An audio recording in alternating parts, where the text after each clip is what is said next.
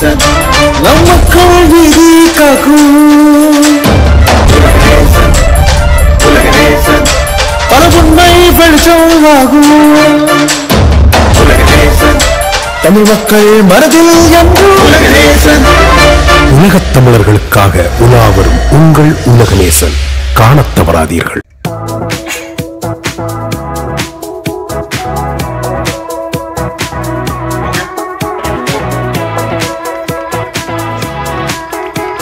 சிங்கமாகட்டும், இந்த படமும் ஆகட்டும், இரும்புக்கோட்டை முரட்டு சிங்கத்தில் மேக்சிமம் குதிரை, இந்த படத்தில் போட்டு.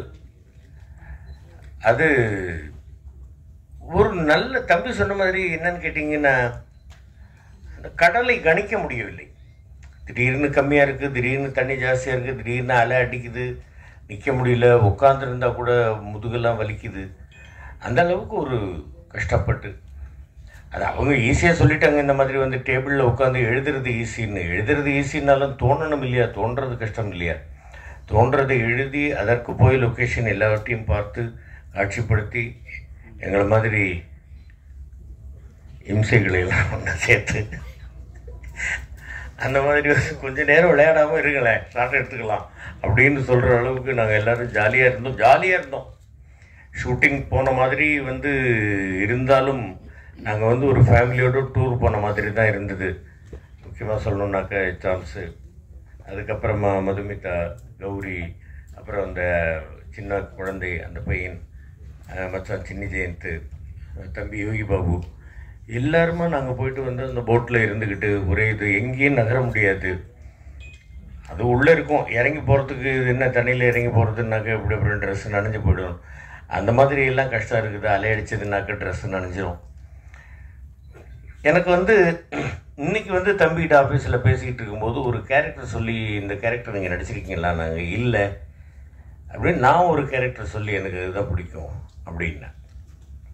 இல்லை அப்படி இல்லை, உங்களுக்கு பிடிக்கிறதுங்கிறது இல்லை, நீங்கள் வந்து எந்த கேரக்டராக இருந்தாலும் நீங்கள் ஏற்று நடிக்கணும் அப்படின்னாங்க. அந்த மாதிரி இதில் வந்து எனக்கு அவர் சொல்லும் பொழுது நான் வந்து யாரை என்னுடைய குருநாதராக நான் நினைத்திருக்கிறேனோ அவருடைய சீடனாகவே நடிக்கக்கூடிய ஒரு கேரக்டர். அது படம் பார்த்துக்கங்க, படம் பார்த்துட்டு சொல்லுங்கள். ரொம்ப நான் ரசித்து பண்ணிய கேரக்டர்களில் இதுவும் நிச்சயமாக ஒரு முக்கியமானது. அற்புதமான வேடம், அருமையான ஒரு வேடம், உணர்ந்து நடிக்கக்கூடிய ஒரு வேடம். அதில் எல்லா ஆர்டிஸ்டுகளோடும், சகோதர சகோதரிகளுடைய உதவியோடும், கேமராமேன் சாருடைய ஒரு ஒத்தாசையோடும், தம்பி அவர்களுடைய ஒரு வழிகாட்டுதலோடும் ரொம்ப பிரமாதமாக இந்த கேரக்டர் வந்து ஒரு நல்ல பேர் வாங்கி கொடுக்கக்கூடிய ஒரு கேரக்டராக எனக்கு அமைஞ்சிருக்கு அப்படின்னு நான் நம்புகிறேன். ஜிப்ரான் அவர்களுடைய மியூசிக்கு டெஃபினட்டாக சொல்லணும். நான் குழந்தை கௌரிக்கிட்ட நான் சொல்லிக்கிட்டு இருந்தேன், ரொம்ப பிரமாதமாக இருக்குமா இந்த சாங்கு அப்படின்னு. நாங்கள் அந்த போட்டில் உட்காந்துட்டு பாடுறது. கௌரியை பற்றி முக்கியமாக சொல்லணும், எனக்கு அவங்கள பற்றி சொல்லலை, எனக்கு பிரச்சனை. தம்பியோட ஜோடி, பையனோட ஜோடி அவங்க. அதனால் அவங்ககிட்ட போட்டு கொடுத்து, ஏன்பா கௌரியை பற்றி நீங்கள் பேசலையா அப்படின்னு அவர் ஏதாவது சொல்லுவார். ஒரு சாங் வந்து ஃபுல்லாக பிகினிங்லேருந்து எண்டு வரைக்கும் வந்து அந்த சாங்கை ப்ளே பண்ணாங்க. அதை வந்து லாங் ஷாட்டில் டேக் பண்ணாங்க. நான் ஏன்னா பேசிக்காக நான் வந்து டப்பிங் ஆர்டிஸ்ட் அப்படிங்கிறதுனால எனக்கு அது தெரியும். அந்த இன்ச்சு கூட அந்தண்ட இந்தண்ட இந்த லிப்பு விலகாமல் அந்த சாங்கை சிங் பண்ணி அவ்வளவு அழகாக அந்த அந்த இதுக்கு எக்ஸ்ப்ரெஷன்ஸோட, அந்த ஃபேஷியல் எக்ஸ்ப்ரெஷன்லாம் பிரமாதமாக கொடுத்து குழந்தை எல்லாருமே ரொம்ப பிரமாதமாக பண்ணியிருக்கிறாங்க. நல்லா இருக்கணும், படம் மிகப்பெரிய வெற்றி அடையணும். அதற்கு பத்திரிகை ஊடகத்துறை நண்பர்கள் எல்லாருடைய ஒத்துழைப்பும், ரசிகர்களுடைய ஆதரவும், இறைவனுடைய ஆசீர்வாதமும் வேண்டும்.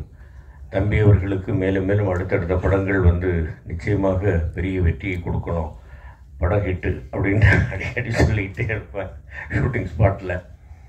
அந்த அளவுக்கு எல்லாருமே கஷ்டப்பட்டு உழைச்சிருக்கோம்.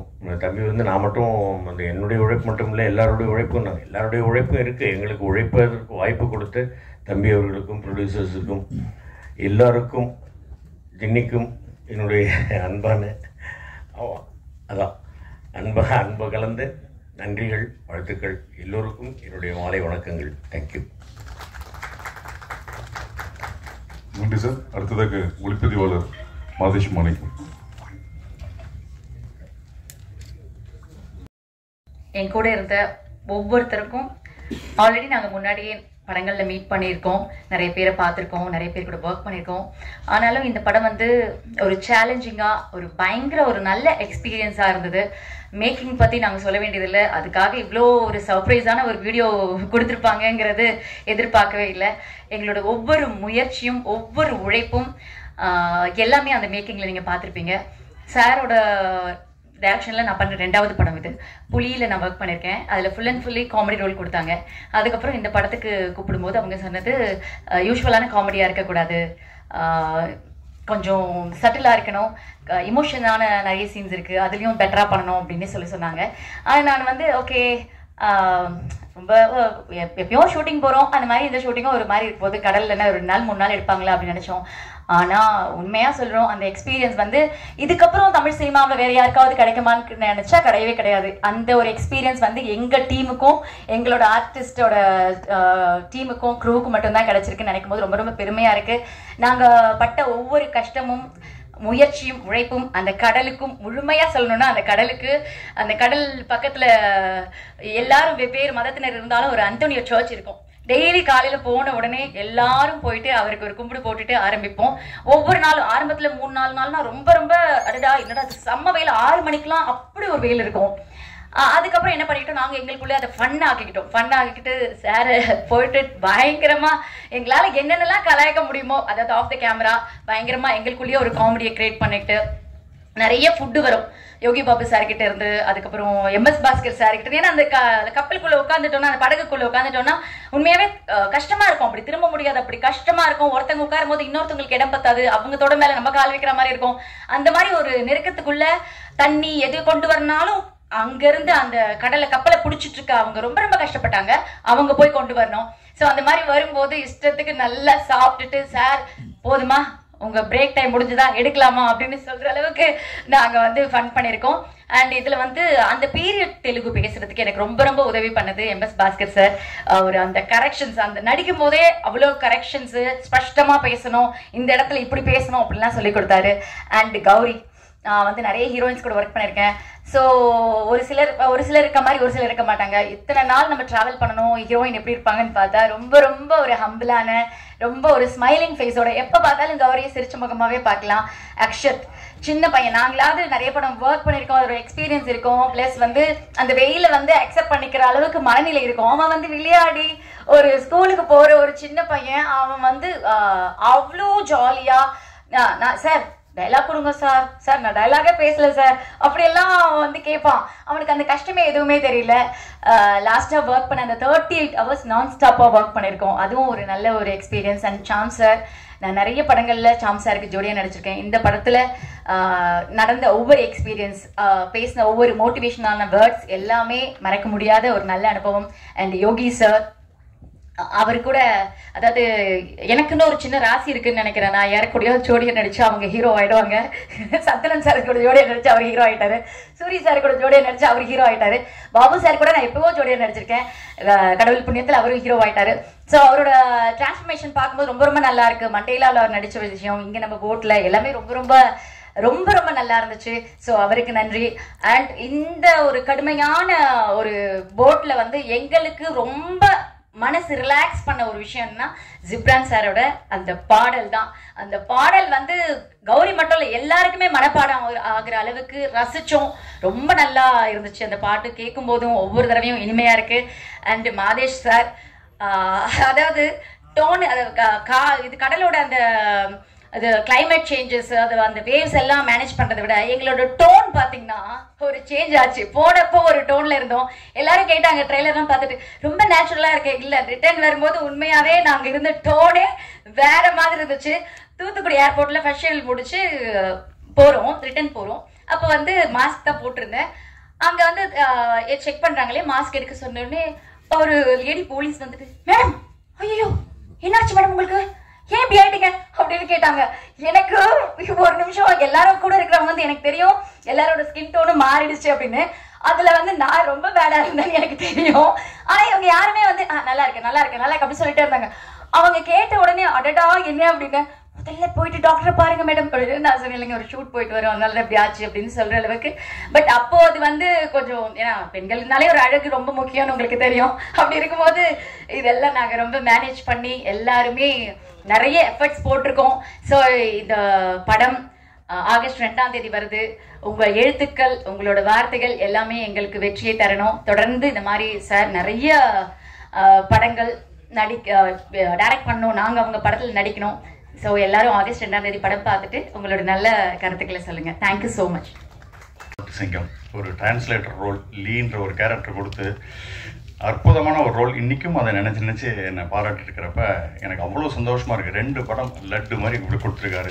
3ஆவது படம் அதையும் தாண்டி இந்த லால் சேட் அப்படின்ற ஒரு கேரக்டர் இந்த 2ஐ விட இன்னும் பேசப்படும் அப்படின்னு நான் நம்புகிறேன். இந்த அற்புதமான ரோல் கொடுத்ததுக்காக சிம்பு தேவன் சாருக்கு என்றென்றும் என் நெஞ்சார்ந்த நன்றிகள். இந்த படத்தோட சில விஷயங்கள்லாம் சொல்லணும்னு ஆசைப்பட்றேன். படத்துக்கு ரெடியாகி ஃபஸ்ட் எடுத்தோன்னே ஃபஸ்ட்டு டே ஷூட்டிங் ஓவரையில் கடற்குள்ளே போயாச்சு. நான் மதுமிதா எல்லாரும் ஃபுல்லாக ரிசப்ஷனுக்கு போகிற மாதிரி ஜம்முன்னு பளிச்சுன்னு அப்படி வந்து நின்றுட்டுருக்கோம். என்ன இப்படி வரீங்க, சீன் 23 இப்படி தான் காற்று அடிச்சிருக்கு புயல் அடிச்சிருக்கு, ஒரு நாள் சாப்பிடாமல் இருந்திருக்கீங்க கலைங்க அப்படியா சார். உடனே அப்படி தலையை லேசாக கழிச்சு விட்டு பொட்டை லேசாக அழிச்சு விட்டு இப்படின்னு அது கண்டினியூஸாக ஒரு படம் ஃபர்ஸ்ட் டே செகண்ட் டே அப்படின்னு எடுத்துகிட்டு போனால் பரவாயில்ல.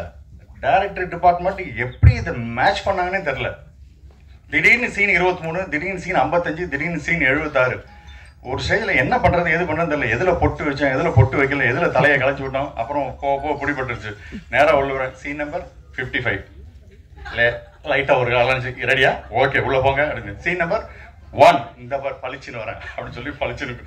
இந்த மாதிரி ஆரம்பமே ஒரு ரணத்தில் இருக்குது. எங்களுக்கு ஈஸி சின்னதாக ஒரு அட்ஜஸ்ட்மெண்ட். ஆனால் அந்த டைரக்டர் டிபார்ட்மெண்ட்டு அந்த மொதல் சீனில் அந்த போட்டில் எந்தெந்த இடத்துல என்னென்ன இருந்தது உடனே ஒரு ஃபோட்டோ அதை எடுத்து அதை மெயின்டைன் பண்ணி அதை கண்டினியூட்டியை பண்ணுறதுக்குள்ள மேசிவ் ஒர்க் பண்ணியிருக்காங்க. அது கண்டினியூஸாக எடுத்துருந்தா இந்த கஷ்டம் இருந்திருக்காது. அது வேறு சில சூழ்நிலைகளால் இப்படி எடுக்க வேண்டியதாக போச்சா. அதனால் அவ்வளோ கஷ்டப்பட்டு அதை எடுத்திருக்காங்க. அந்த டைரக்டர் டிபார்ட்மெண்ட்டுக்கு பெரிய ஹேட்ஸ் ஆஃப் நான் சொல்லுவேன். அடுத்தது இந்த படத்துக்குள்ளே உள்ளே போயாச்சு.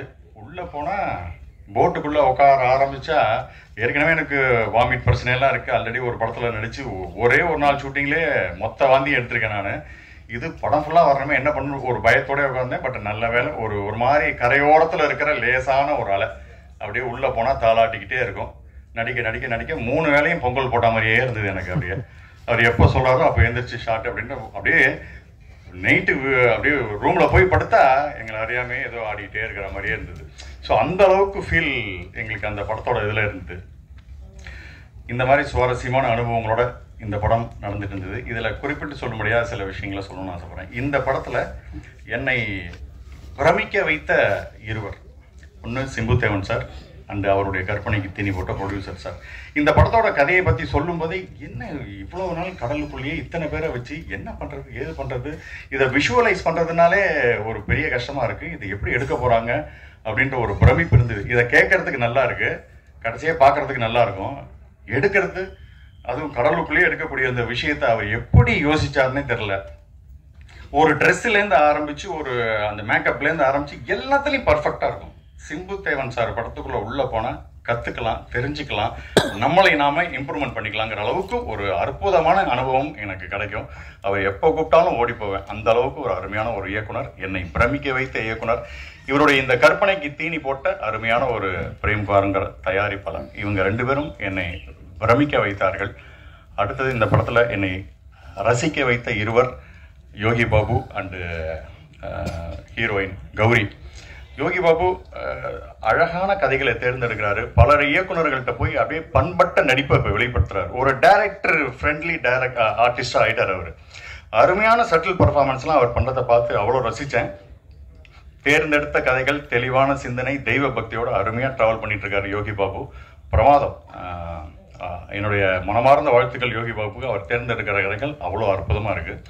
அப்புறம் கௌரி வந்து குறைந்த படங்கள் தான் பண்ணியிருக்காங்க. ஆனால் அந்த போட்டுக்குள்ளே அத்தனை பேரோடையும் ஈக்குவலாக அழகாக இணைஞ்சு நடித்தது. ஏன்னா அதை நிறைய பேருக்கு அங்கே உள்ளே இருக்கிற கொலப்புள்ளி, லீலா, ஜெஸ்ஸி இவங்களுக்கெல்லாம் லாங்குவேஜ் ப்ராப்ளம் தமிழில், அது எல்லாத்தையும் டிரான்ஸ்லேட் பண்ணி அழகாக இணைஞ்சு வந்தது கௌரி. ஸோ அவங்களோட பர்ஃபார்மன்ஸையும் பார்த்து நான் ரொம்ப ரசித்தேன். அடுத்தது எங்களையெல்லாம் சிரிக்க வைத்த இருவர், சினி ஜெயின் சாரும் எம்எஸ் பாஸ்கர் சார் தான். அற்புதமான அனுபவங்களோட அவங்களோடலாம் போட்டி போடவே முடியாது பர்ஃபார்மன்ஸில்.